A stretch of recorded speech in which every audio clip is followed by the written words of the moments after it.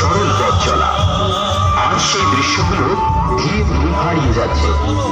মাঠের জায়গায় উঠছে বহুতল, সবুজের জায়গায় কংক্রিটে পোড়া। শিশুদের খেলাধুলা আর জীবনের স্বাভাবিক অংশ নয়, সেগুলো দিন দিন স্মৃতিতে পরিণত হচ্ছে, যেন এক একটি স্ট্যাচু।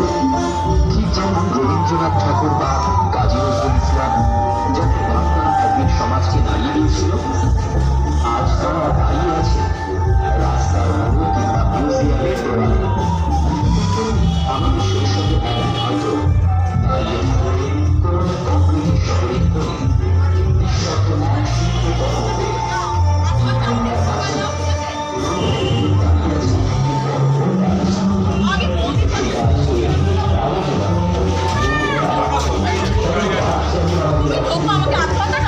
কাছে বিশ্বাস করো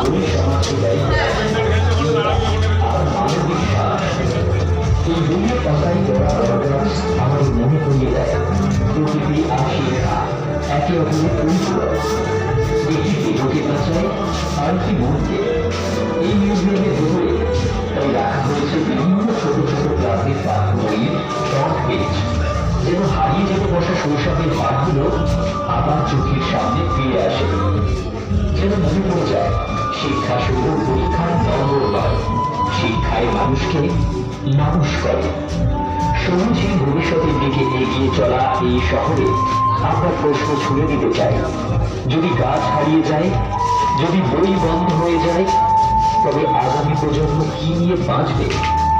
এই মণ্ডপ তাই শুধু একটি পূজার স্থান নয়, এটি একটি স্মৃতি, একটি সতর্ক বার্তা এবং একটি আশার প্রতীক। কালনা দক্ষিণ বারোয়ারি বারুইপাড়া সরস্বতী পুজো 2026 সকলকে স্বাগত।